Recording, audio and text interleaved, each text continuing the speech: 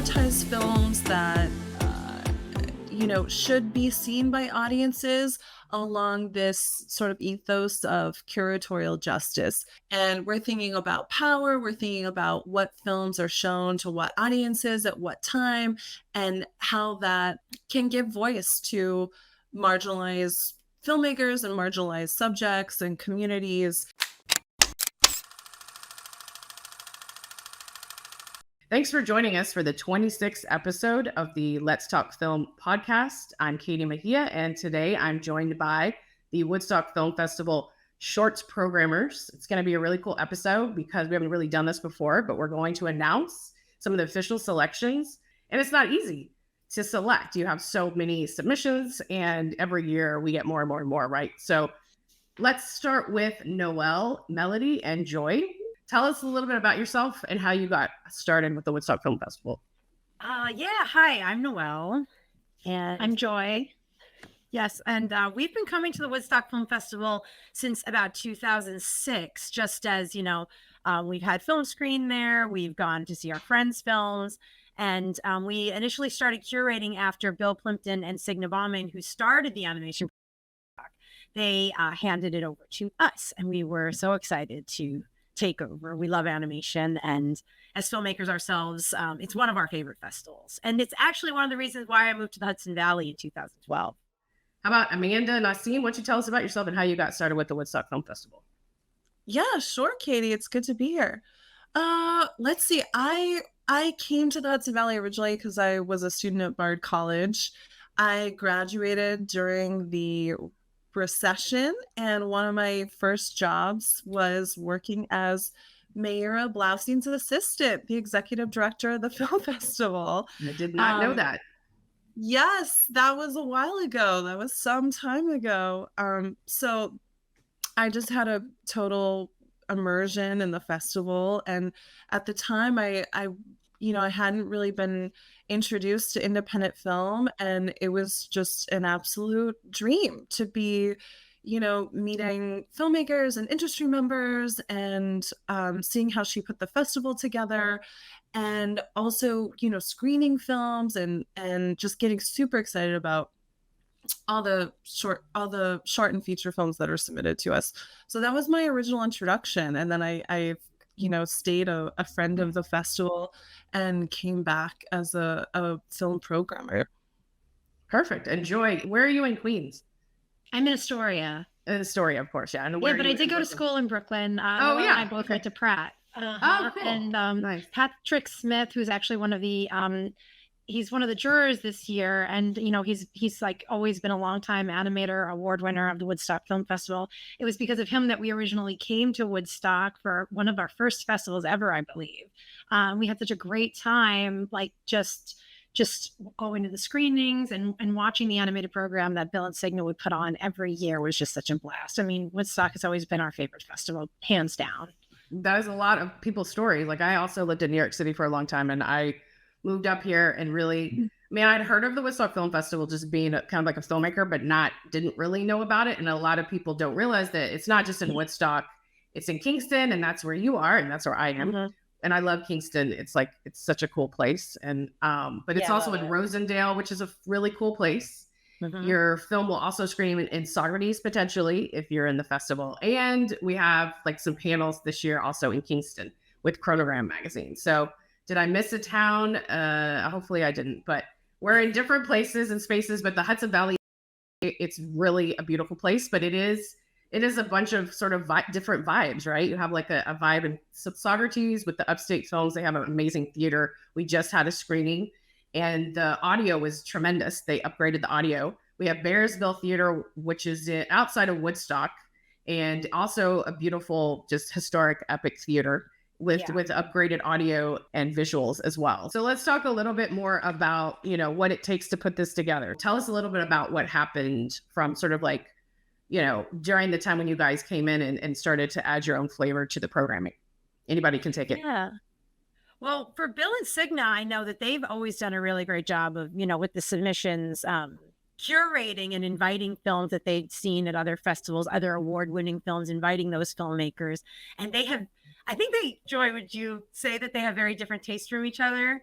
Usually Yeah, they I was have, just talking to Yeah. Signa about this, which was always very entertaining. So I think that they've even had some screenings where they did like a battle of the sexes was one of their screenings. It was just really fun and funny, and for a mature audience, it was just really funny to see their different tastes.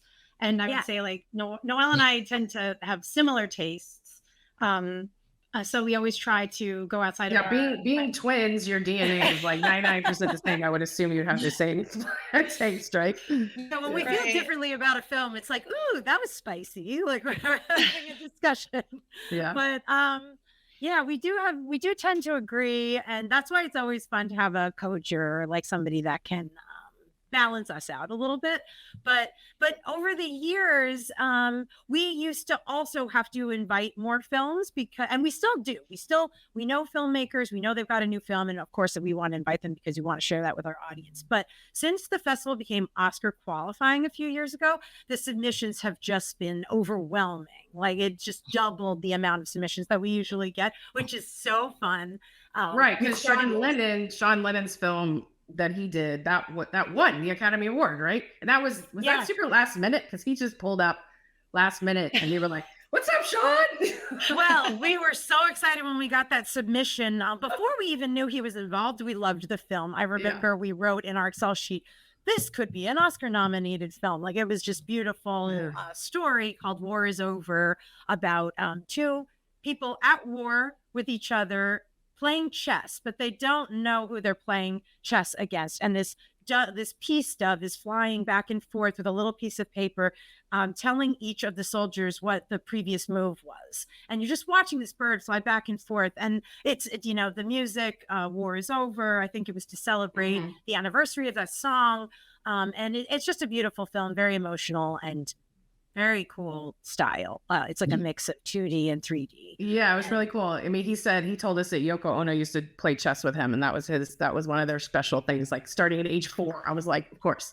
Yeah, I think it's been 4 years now. I believe we became Oscar qualifying in 2021.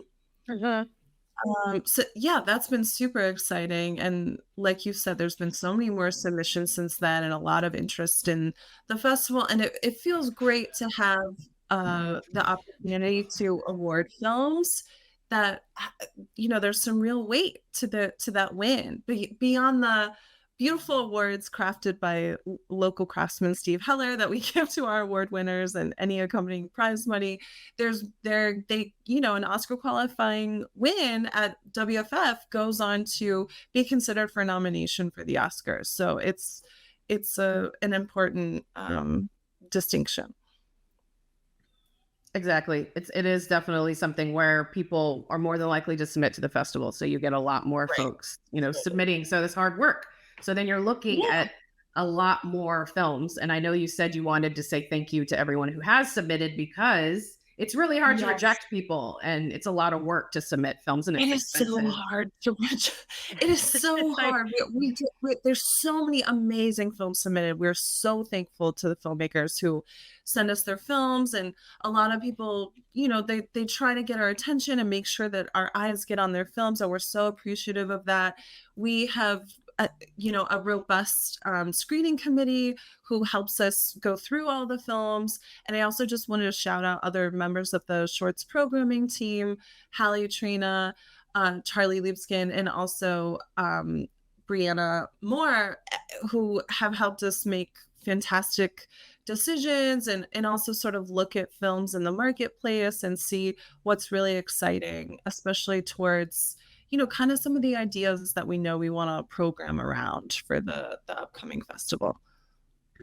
So let's get into it, because I know if people are excited to not only be in the festival, everyone in this area and just around is excited for like the official announcements. Everyone's always asking like, when is the schedule going up, and when do we know what the lineup is, right? So we're working on that, and that's like an official date of September 16th or 17th ish. So we always just, we try to put it together in such a way, and every year we hopefully get better at it, so that, there's a lot of excitement around it. So let's get started with the animation blocks. So we do have 18 blocks this year.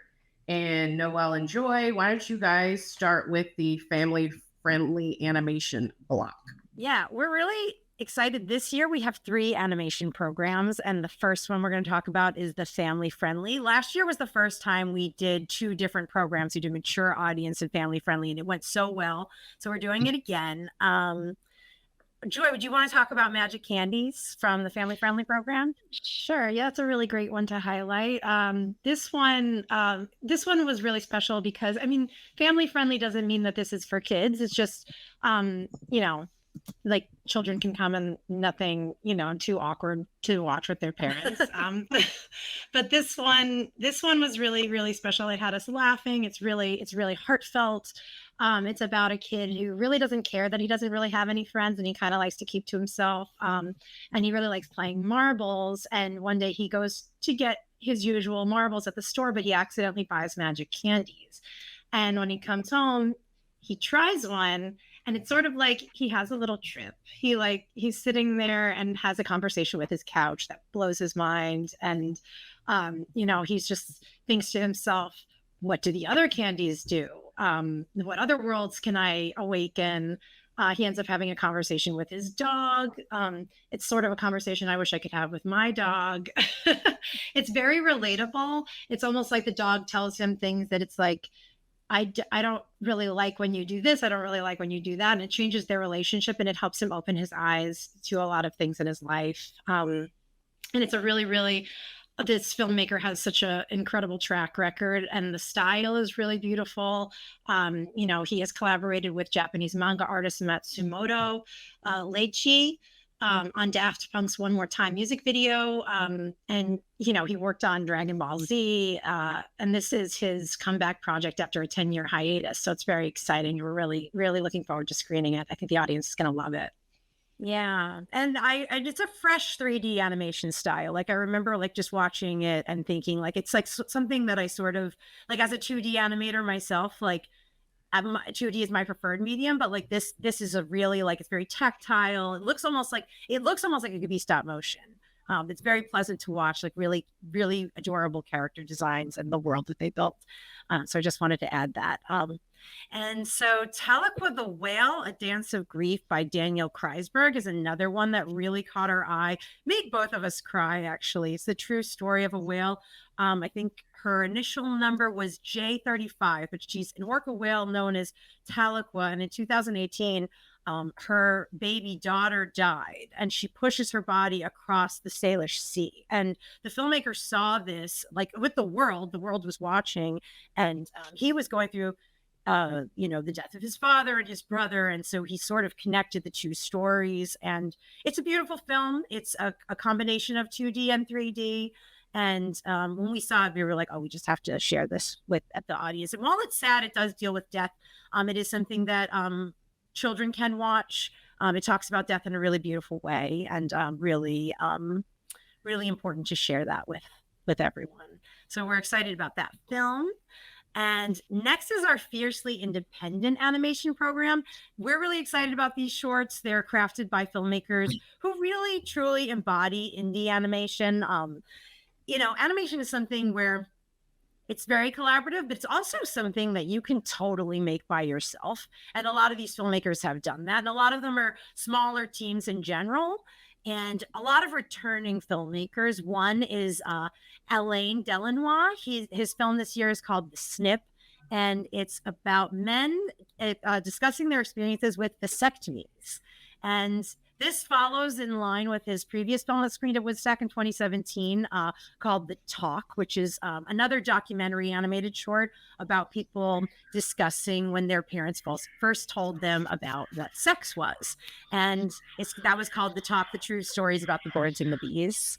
And his films just really, they open discussion, reflection, and conversation. So he's also planning to attend the festival. So we're really excited for him to talk to our audience. Like we've been present at his Q&As before, and it's always really great. Yeah, and I think that film, I think it adds a really nice touch of humor to the programming. A lot of the films are dealing with a lot of heavy issues that are really important and really moving. But it's really nice to have those more lighthearted ones that like you can kind of like have the comic relief and relax and laugh a little bit. And another one that I'd like to highlight is the Wild Tempered Clavier by Anna Samo. She's a returning filmmaker to the Woodstock Film Festival. She's won awards in the past here at the festival. The Opposites Game was her film that won a honorable mention, and Conversations with a Whale won, I'm forgetting the year. Noelle, correct me if I'm wrong. Was it 2021? 2021. 2021. You don't remember because you weren't there that year, because that's when you had your son. That's right. And we just screened that. We just screened that one at the sort of, we had a fun little pre-festival screening, which hopefully we can do again next year, where we got to kind of, I don't know, just show some love to past animation pieces, and that was one that screened, so that was cool. Yeah, was the Opposites Game with Lisa Labraccio. Yeah. Every time I watch her work, yeah, her work has a level of play in it. All of it does. Every film that I've ever seen her make. It's just because she uses this variety of analog animation techniques, and this one in particular, I think she was kind of paying homage to the like scratching on film style. And although she didn't use that medium, she did. She drew frame by frame on rolls of toilet paper, and it was sort of like an inspiration that she had during the pandemic, she said. And when toilet paper was scarce, the idea came to her. I just wanted to add, what's really cool about her process is, like, in her film, she always shows you herself working on it either before or after the film. So you get to see her actually drawing on the toilet paper. Sorry to. Yeah. No, it's very tactile. And everybody, when you think animation, most people just, they may think stop motion, but they're mostly thinking someone's behind a computer all day, just like, doing that. Yeah. So it's really cool to have that, like that human touch. Yeah. And it's really nice to see, the inspiration that she had during such a difficult time in the pandemic through the music of Bach and this particular song, The Wild Tempered Clavier. It's just, while it's a heavy subject, again, it's really light and playful, especially if you're like actually watching her play directly under the camera. You get to feel like you're watching her make the film. It's very unique and very special. Yeah. And finally, that brings us to our mature audience program, which is always very popular. It's usually like a night screening, like a Friday night or something like that, like Animation After Dark. It's really fun. And these films are sort of dark, but also there's dark films and then dark comedy, and some very introspective films. One, for example, is The Brown Dog, directed by Nadia Hallgren. And this is her, she's a 20-year documentary filmmaker, but this is her first narrative directing debut. And it's about a night watchman who, it's sort of stream of consciousness. He's like a lonely watchman at his post. Just, it's just his voiceover. He's voiced by the late Michael K. Williams from The Wire and Boardwalk Empire. And this was actually one of his last performances. So that just like brings a different level to the film. And this, because he passed away in 2021, and the character's Nobody, that's his name, is Nobody, and he abandons his post and he has an encounter with a mysterious brown dog. This premiered at the Tribeca Film Festival, and Steve Buscemi also voices an additional character in the film, which is, it's fun to hear his voice. It's a side character, but it's recognizable as him, and he's also the executive producer. Yeah, he's a super notable. I'm surprised he doesn't do. I think there was some film that I was watching recently with my daughter, and it was like, that's Steve Buscemi. Like, you just know. And it's Buscemi. We always say it wrong. So whenever we talk to him at the festival, he's always like telling us we're saying his name wrong. He was at the festival last year, right? Yeah. Oh, yeah. He's been there a few times, but yeah. Yeah, it's hilarious. He's like so himself. I mean, he's himself. He's like playing himself. It's like, Yeah. Well, that's great. That's really exciting. And thank you for all the work that you have done. It's a lot of work to watch all the films and to, know about the filmmakers and show them love. And so a lot of the Q&As that are happening this year, we do have the filmmakers attending, correct? Like, do you have any ones that you want to maybe highlight? I mean, which filmmakers are going to be there that you might want to mention? Oh, sure. Bill Plimpton is returning. He's always a festival favorite. And he's got a new film called Duckville that we're really excited about. His hand-drawn film, we saw Work in Progress screener, and we're really excited to see the finished product. Just very, like Bill Plimpton style, like frame by frame, hand-drawn on paper. And it's funny. It's a comedy. So we're excited to share that. And Patrick Smith, who is our co-juror, his film is Onward Ye Costume Souls. He's going to be attending the festival, and it's another one of his like very popular YouTube shorts. And we can't wait to share that with everyone. And anyone else, Joy, that you know of that's coming? I know that Daniel Kreisberg from Taliqua the Whale will be joining us. So very excited to see and talk to him and interview him about the film. Yeah, the Q&As are always so interesting. You know any more besides what was I was hoping that Morgan Miller would attend because he's another New York, he's another Woodstock alum, and he's got a film called There's a Robbery in Progress. I'm hoping he'll be there. Right, Morgan, if you're listening, you need to join us. Miranda Javid is a local filmmaker. Do you think that she would come to us? Oh, I hope so. Yeah. What Humans Do. That's another lighthearted, funny one. Yeah, I love her work. So I hope she joins us. And I think Market of Hate by Candy Krugel is a very important film. She had a dream that inspired this film of just like, the marginalized groups in the world and the hatred that people face and have to overcome. And she has experience with this herself. And she just felt like it was very important for her to share this work. And she mentioned it at the summer screening. So I know she'll be joining us this year. And I'm excited for her to be able to talk about it and share her message of peace with everybody. And I think that I'm hoping that Pilar Newton-Katz, she's another local filmmaker. Her film is Last Class. I think that she'll join us as well. She's in New Paltz, I believe. That's great. So there's a lot of folks that'll be joining us. And if you aren't joining us, I hope you will join us. I think the Q&As are always that extra level of just heightened energy, and it's such a powerful medium, and we have no idea how. I always say films are miracles, like especially feature films, because I'm like, how God's name did that film make? Especially a long animated film, and there is one animated film, but yeah, there's just so much that goes into it. So I think it's a miracle. It's a miracle they get made, and people should come and and make sure that they get to share that. So, and I know it's sometimes hard to get up here, but we are easy access from New York City. So we hope those folks come through. Well, thank you for sharing. And now we're going to move on to Amanda. You have a lot of action films to share with us. So yeah, I know this year we're doing Death by Numbers by Kim Snyder and I Am Ready Warden by Sumitri Mudra. That is going to be separate. It's not so we could start with that maybe.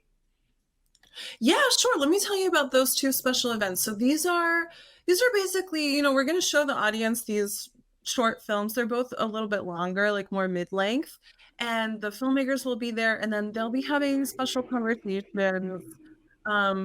Extended Q&As is what we're calling them. Yeah, right. Extended Q&A. We're going to be talking to. Sorry, let me pull up my notes here. We're going to be talking to, like you said, Smriti Mundra is going to be in conversation with Sheila Nevins from MTV Documentary Films. Smriti will be talking about her film I Am Ready Warden, which is distributed by MTV Docs, and this film is incredible access because it follows someone who is unfortunately on death row as a prisoner in Texas. And this is the days leading up to his execution. And so you're literally there until the end of this man's life. And it's very personal and intense. And then the other film, which I describe the same way, it's called Death by Numbers. This is by longtime documentarian Kim Snyder. She's done a lot of work around gun control and shooting survivors, and she's working with a Parkland shooting survivor, Sam Fuentes, to tell the story of this film. So both of those films are really weighty, and they deserve, extended conversation because they deal with important issues. That's fantastic. So, and then you've got how many more blocks of films, and we're only highlighting just one or two. Just keep in mind from each block. We're not going through every single film. We have way more films in this, and we don't have that number, but it's somewhere in the a high hundreds number. But we have a lot of films, and we're just highlighting one or two. So if you want to get into any of the other blocks, feel free. Yeah, I think total we have 16 shorts programs this coming year at the. I think it's 18 actually. I think it's 18 including the other. We do teen shorts, Hutsy, and Youth Film Lab. But yeah, as a whole, you're programming like 15, and then Amanda and Joy and Noelle are doing 3. So right, am I correct if I'm wrong there? It's a lot. Yep, it's a lot. Yeah, like you said. Yep, like you said, we've also got a shorts program from our local Hudson Valley partner, Hudsy, which curates an amazing creative community in the Hudson Valley. But I'll just roll through a few more of these programs here. So the way I sort of think about shorts programming is that the shorts are playing in a block together. And so I always am thinking about how to theme the shorts because I want to tell a collective story for the audience. And when you're sitting in the audience and you're watching these films together, I want the filmmakers to be delighted and honored to be in the shorts block with their fellow filmmakers, for their films to almost be heightened by being in the company of these other films. And I want the audience to be inspired by how the films can tell a story together. So a lot of the shorts blocks, they're all themed, and they all are honestly, they're a mix of narrative and documentary films. So they're different genres, but they really work together to surprise and delight. So I'll tell you about a few of those. First off, we have an LGBTQIA+ focused program. It's called We're Out Here.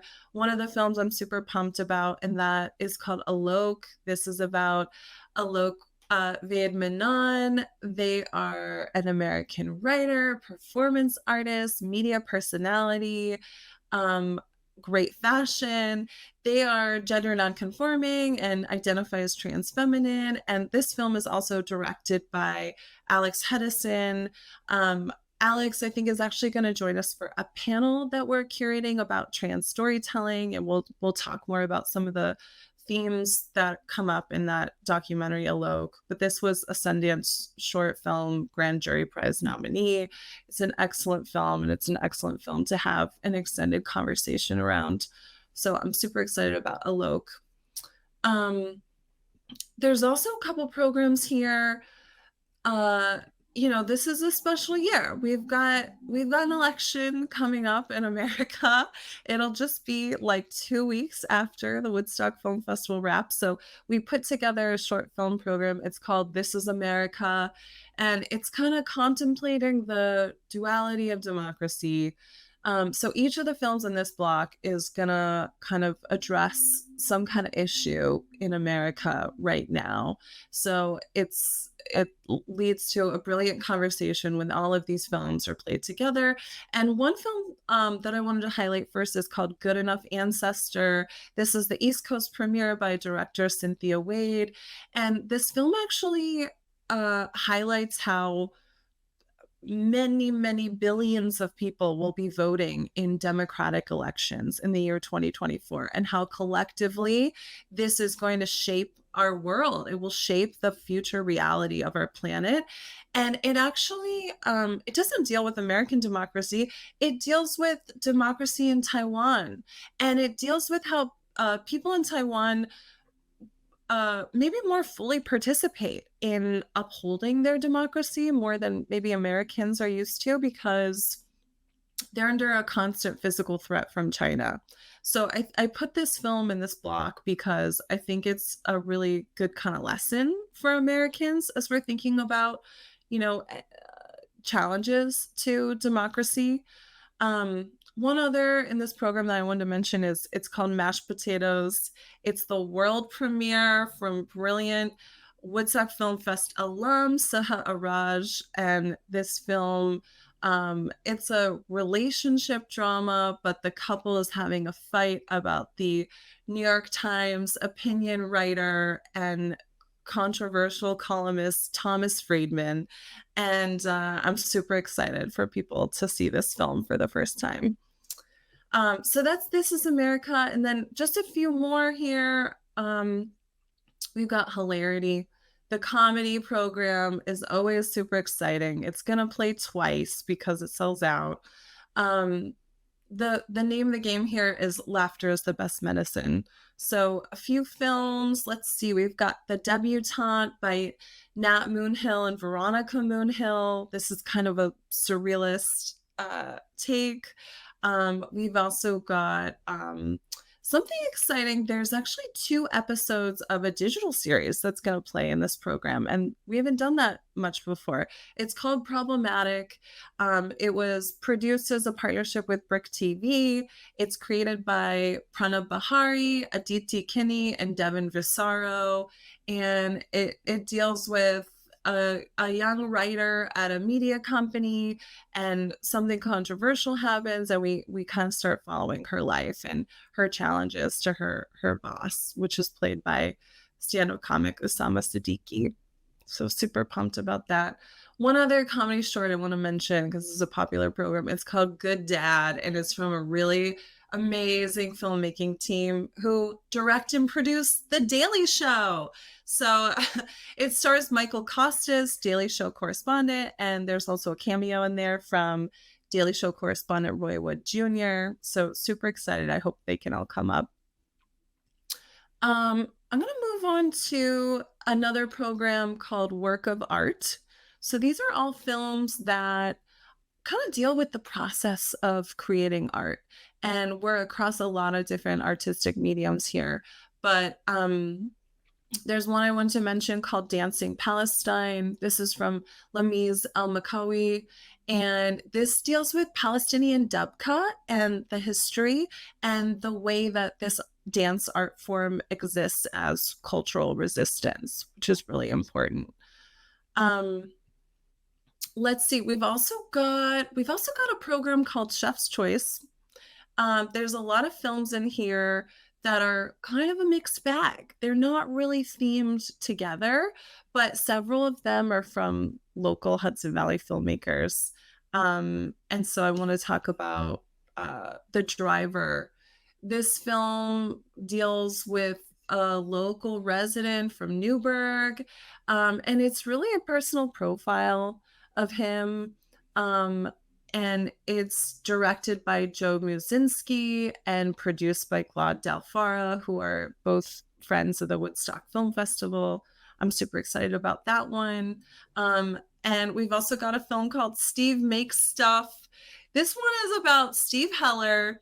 He is a local craftsman. He's a local character. He's actually been making, I wish I had one to hold up, the awards that the film festival gives away at our Maverick Awards ceremony. And he's brilliant, like, foray into his process. And you see his workshop, and he's got a ton of junk around that he uses in his art and everything that he's building. So I'm really excited about that too, and I'm sure he'll be with us, and I know Joe will be with us too from The Driver. Let's see here. A few more I want to highlight. We have a program called Long Live Your Resistance, and this is really about acts of personal resistance to kind of upend the status quo. There's a film we're showing called The Man Who Could Not Remain Silent. This was actually a Cannes official selection, and it deals with a man on a train who makes a choice that no one else does to stand up to a militia who's confronting the train passengers. And it exists in a particular historical moment. There's another film here called Bad Hostage. This is by a Brooklyn-based filmmaker named Mimi Wilcox. This is her East Coast premiere. And this is an extended documentary. It actually deals with women who've been taken hostage. and it challenges our perception of what Stockholm Syndrome is. And generally, the stereotype around Stockholm Syndrome is that women in particular empathize with their captors, and they, there's some kind of psychological process that happens where they unrightly empathize with their captors, and that this film really upends this stereotype and sort of sense of status quo about what it is. It's super interesting, it's super entertaining. So excited to have this film too. Let's see here. A few more I just wanted to tell you about. We've got a coming of age program. A lot of these films feature kids. So there's amazing young actors in these films. And we've also got a Midnights program. It's called Dilated Pupils. There's super exciting films in there. It's going to play late. I think it starts maybe at 11. So go to dinner and then come out for a scary night of films after. I think I'm going to wrap it up there, but I just wanted to say that, the way that I sort of think about programming this year in particular, with a lot of social and political issues sort of dominating our societal consciousness, that's going to be reflected in the program. And so, we prioritize films that, should be seen by audiences along this sort of ethos of curatorial justice.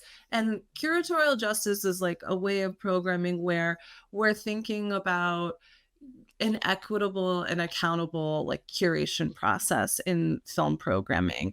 And we're thinking about power, we're thinking about what films are shown to what audiences at what time, and how that can give voice to marginalized filmmakers and marginalized subjects and communities. And so I'm super excited for those films to be showcased this year. Thank you. Thank you. That was fantastic. It's so cool to get an overview. I mean, I wish we, I know. I've been taking notes. I have these shorts I need to see. I want to go to so many of those programs. Right. I mean, So I so appreciate you joining me. Just to remind our audience, if you're watching on YouTube, please subscribe and share. If you're listening on Spotify or Apple Podcasts, please subscribe and share. Thank you again, and we'll see you next time.